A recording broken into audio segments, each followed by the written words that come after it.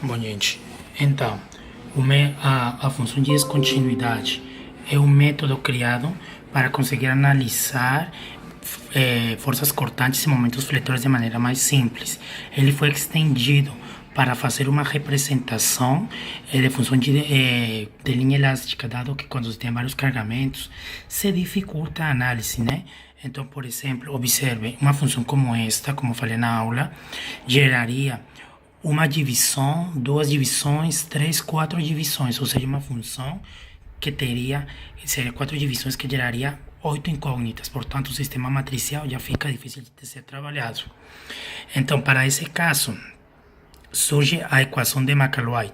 Essa equação ela é uma função que é positiva definida. Prestem atenção, positiva definida, ou seja, que ela não existe para valores negativos.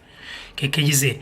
Que esses que vocês veem aqui, essa simbologia que está sendo apresentada aqui, é uma simbologia usada na probabilidade. É conhecido como Bragg e Kettle. Então, portanto, ela só vai existir se o que aparece dentro dela é maior que zero. Então, por exemplo, se x é menor que a que indica que este fator é negativo, portanto ele é zero, mas se x é maior ou igual que a, vai aparecer ela, vai existir. Então, ela existe para valores onde n é maior ou igual que zero, porque quando n vale zero, aqui teríamos 1, tá? Então, X representa as coordenadas da posição do ponto ao longo da viga e A, o local da viga onde ocorre a descontinuidade. Então, vamos ver o seguinte. Nós precisamos definir a partir da integração, dado que a cortante e o momento fletor estão relacionados com integração e a função de rotação e deflexão também. Então, observe que essa integração normal que nós faríamos, x a n, xn mais 1 dividido n mais 1. Isso se cumpre perfeitamente se o que está dando aqui é maior que zero, tá bom? Maior que zero, não maior ou igual, porque nós não podemos dividir por zero. Então, se não for assim, fazemos a integração normal e deixamos só a potência, sem dividir, ou seja, não dividimos por potências negativas.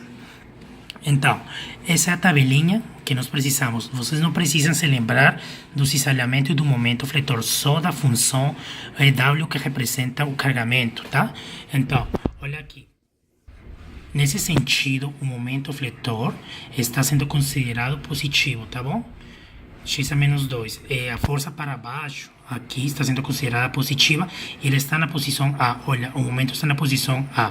O carregamento nessa direção está sendo positivo e inicia na posição A. E o variado inicia na posição A e nós devemos calcular a inclinação, tá bom? Então, vou mostrar aqui alguns exemplos, dois exemplos de maneira muito rápida, que já foram desenvolvidos na aula. O primeiro é este. Ele foi trabalhado na aula.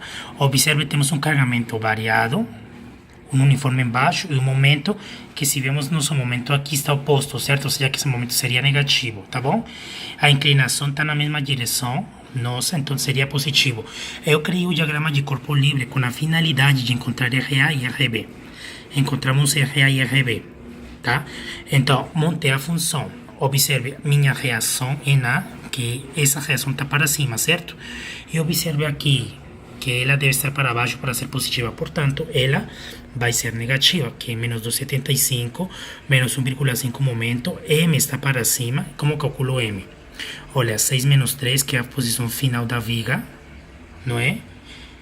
E 3 e 6 menos 3 no denominador, ou seja, y6, y do 6, x do 6, y1, 3 e x1, 3, tá? Calculamos M e o W, que seria o 3, que aparece aqui, observem aqui em nossa função, tá? Que é o início. Então, baseado nisso, eu faço a primeira derivada com o sinal negativo e calculo minha função. Observe que onde aparece o sinal negativo, expoente negativo, não se faz a divisão. Aqui, olhem aqui, apareceu o sinal positivo, certo? Potência positiva. Então, ficou dividido por 2. Aqui, a potência negativa, ou seja, aqui fica menos 2 mais 1, menos 1. Então, não faço divisão, tá bom? Agora, da mesma maneira, calculo o momento fletor, tá? E calculo a a rotação e deflexão, que são as que vocês estão vendo ali. Vou avaliar condições iniciais. Aqui. Então, onde estão os apoios, que na posição 0, a deflexão vale 0. E em 6, a deflexão também vale 0. Que são as duas condições iniciais que aparecem aqui. Avaliando a primeira condição, encontramos que C2 é 0. Avaliando a segunda condição, encontramos que C1 vale menos 15,6. Então, assim que nossas funções ficam como estão apresentadas aqui. Tá bom? Só substituir menos 15,6. É o que fiz aqui. Fiz uma tabelinha só para avaliar os valores, tá bom? Avaliei em 0, em 3, em 4, 5, em 6 e em 3, que são os valores que apresentam o diagrama do corpo livre. E encontrei o diagrama da cortante, o diagrama do momento. Vocês podem ir verificando ali o diagrama da rotação e o diagrama da deflexão. Agora vou mostrar aqui a solução da questão que vocês resolveram em seu trabalho, tá bom? Então, temos um carregamento uniforme, outro uniforme e um variado. Lembre-se que aqui devemos aplicar o diagrama do corpo livre para fazer o cálculo de RA e RB. Encontramos RA e RB. Observem a parte das sombras. Então, esse carregamento aqui 3, ele vai chegar até o final porque ele está definido como 3x menos 0, ou seja, que ele assume que inicia em 3 e termina no final da viga. Mas nós sabemos que daqui para frente ele não existe, então eu projetei um carregamento oposto a ele com o mesmo valor 3, ou seja, menos 3, que consigo eliminar. Chega aqui em 2, então sumo 3 e diminuiu 3 e chegou a 0, certo? Sumo 3, diminuiu 3 e chegou a 0, tá? Beleza. Agora, a inclinação que calculamos aqui, ela assume que ela vai chegar até o final da viga que vocês estão vendo. Olha aqui.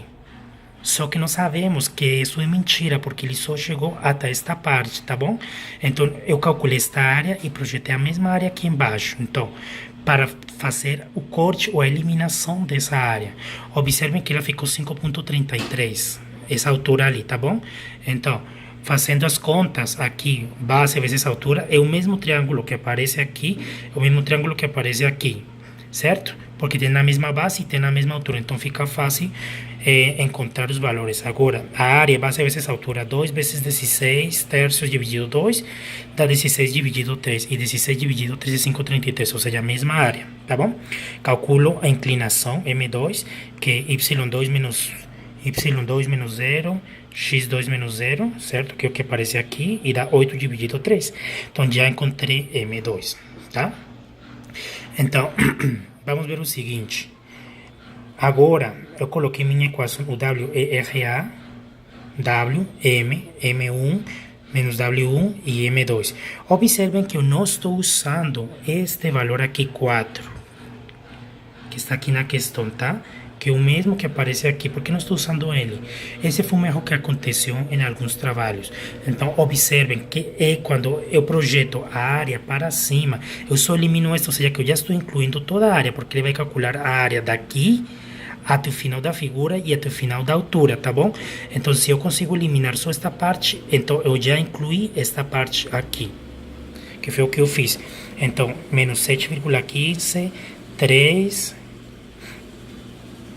menos 2, certo? Que seria o momento ali. Vamos ir verificando. Observe, RA vale menos 7,15, certo? Que foi o que calculamos ali. Tudo bem. Passamos para o W. Ele é a potência 0, ou seja que qualquer coisa a potência 0 fica 1, né? Vai ficar x a potência 0, que é 1. Então, W vale 3, certo? Então, mais 3. Menos 2, que é o momento que está na direção oposta, aquele momento que nós especificamos como momento certo, que foi mostrado aqui. Olha, nosso momento está em direção oposta a ele, por isso ele é negativo, tá bom? Mais 8 dividido 3, que é aquele momento que acabamos de calcular, menos 3, que é o M1, o carregamento que estou eliminando aqui, aquele vermelhinho, a partir do ponto 2. Vamos fazendo o segmento assim de longe, a partir do ponto 2. E menos 8 dividido 3, que é aquele que estou eliminando com meu M calculado. Integrando ele, mudando todos os sinais, certo? Observe onde aparece sinal negativo, a integração não divide. Onde aparece sinal positivo, ou seja, aqui fica x² dividido 2, ou seja, que fica 6 divide. Aí, calculamos nosso M, tá? Eu fiz a verificação, dado que a VGV apoiada, quando eu avalio em 0, deve dar 0, e quando eu avalio em 6,5, deve dar 0. Então, foi verificado que essa função para o momento fletor está certa. Agora, integramos de novo e apareceu a primeira constante, certo? Então, observem que agora as integrações, que são potências positivas, estão dividindo, tá bom? Todas estão dividindo e fizemos o mesmo com o V. Beleza, agora avaliamos a deflexão no ponto 0, vale 0. Observem que nossa viga, ela é apoiada em 0 e no final, que o final é 6,5. Ou seja, que em 6,5 também ela vai ser 0, tá? Então, são as condições que foram usadas para calcular as constantes, encontrando menos 24,10.